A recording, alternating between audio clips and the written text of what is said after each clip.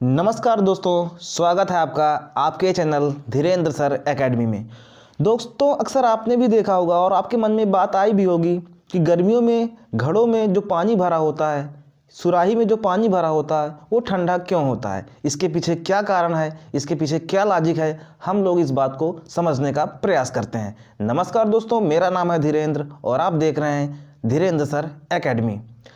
दोस्तों, दरअसल इसमें साइंस की एक घटना होती है जिसका नाम होता है वाष्पीकरण। साइंस की घटना है वाष्पीकरण। और वाष्पीकरण को समझने से पहले हम लोग समझ लेते हैं कि एक घटना है क्वथनांक। क्वथनांक क्या होता है? दरअसल दोस्तों, क्वथनांक वह घटना होती है जिस समय किसी द्रव को यानी जल को अगर हम लोग गर्म करेंगे तो हमको साफ साफ दिखता है, भाप बनकर उड़ता हुआ दिखाई पड़ता है। इस टाइम को बोलते हैं क्वथनांक। वास्तव में क्वथनांक, जल का क्वथनांक 100 डिग्री होता है। अगर हम लोग जल को 100 डिग्री कर देंगे तापमान, तो वो हमको भाप बनकर उड़ता हुआ दिखाई पड़ता है।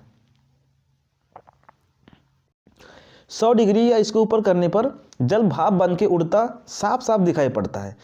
लेकिन दोस्तों, घटना जो वाष्पीकरण होती है वो घटना 100 डिग्री से कम तापमान पर होती है।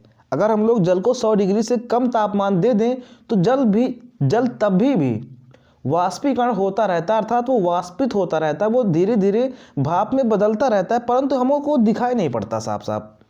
वाष्पीकरण की जो घटना होती है उस टाइम पर जल भाप बनता रहता है, लेकिन उस टाइम पर वो साफ साफ दिखाई नहीं पड़ता। तो इस घटना को कहते हैं वाष्पीकरण, यानी क्वथनांक से कम ताप पर ही जल की बूंदों का या जल का धीरे धीरे वाष्प में बदलना, भाप में बदलना, वायुमंडल में जाके उड़ते हुए मिल जाना, ये घटना कहलाती है वाष्पीकरण। अब हम लोग समझते हैं, जैसे गर्मियों में आपने देखा होगा, चूंकि टेम्परेचर बहुत ज़्यादा रहता है, धूप तेज रहती है, तो अक्सर नदियों और तालाबों का पानी इसी रीजन से शुरू हो जाता है, क्योंकि उस टाइम पर खूब टेम्परेचर रहता है, तो उस टाइम जल धीरे धीरे वाष्पित होता रहता है, उड़ता रहता है। तो ये घटना वाष्पीकरण। आई होप आपको ये वाष्पीकरण समझ में आ गया होगा। अब हम लोग समझते हैं कि जो जल के जो घड़ा होता है उसमें ऐसी क्या घटना होती है। दोस्तों, जो जल का घड़ा होता है वो मिट्टी का बना होता है। अब उस घड़े में सैकड़ों हजारों की संख्या में छोटे छोटे छिद्र होते हैं। जी हाँ दोस्तों, जो घड़ा होता है उसमें सैकड़ों हजारों छोटे छोटे छिद्र होते हैं, जो हमको सिंपल आंखों से नहीं दिखाई पड़ते। साधारण आंखों से देख नहीं सकते, लेकिन छोटे छोटे छिद्र होते हैं। दोस्तों, उन छिद्रों की मदद से जो जल के भीतर, जो घड़े के भीतर जल भरा होता है, उन छिद्रों की मदद से वो घड़ा में जो जल भरा होता है वो धीरे धीरे बाहर की ओर रिसता रहता है।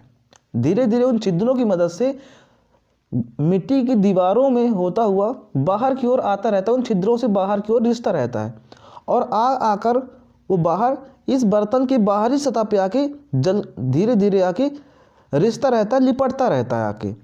अब चूंकि गर्मियों में तापमान उच्च होता है, तो उच्च तापमान होने की वजह से जो जल की बूंदें बाहर आ रही हैं धीरे धीरे इस बर्तन के चारों सतहों पर, मतलब बाहरी सतहों पर आके लिपट रही हैं, तो उस टाइम पर तापमान उच्च होने की वजह से जो जल की बूंदें होती धीरे धीरे वाष्पित होती रहती हैं।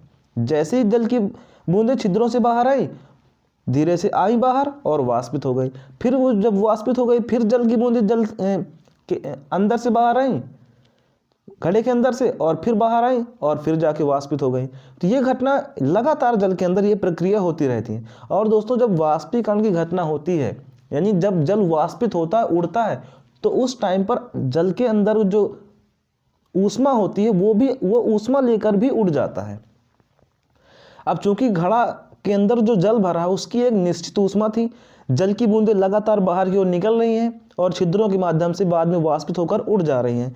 तो इस दौरान जो जल की ऊष्मा होती है, यानी जो गर्मी होती है, जल का जो ताप होता है, वो भी धीरे धीरे निकलता रहता है, उन्हीं के साथ वाष्पित होकर उड़ता जाता है।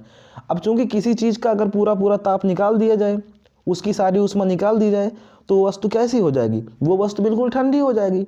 तो यही कारण है कि जैसे जैसे जल वाष्पित होता है, छिद्रों से रिश्ता बाहर की ओर आता है, और बाहर आते ही वाष्पित होता रहता है, तो जल की बूंदें पूरी ऊष्मा को भी धीरे धीरे वाष्पित करके उड़ा ले जाती हैं। अब चूंकि जल की ऊष्मा निकल गई तो जल ठंडा ही हो जाएगा।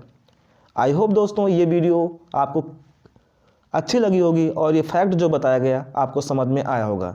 ऐसी फैक्ट देखने के लिए, ऐसी साइंस के वीडियोस देखने के लिए आप हमारे चैनल को सब्सक्राइब कर सकते हैं। Thanks for watching. Thank you.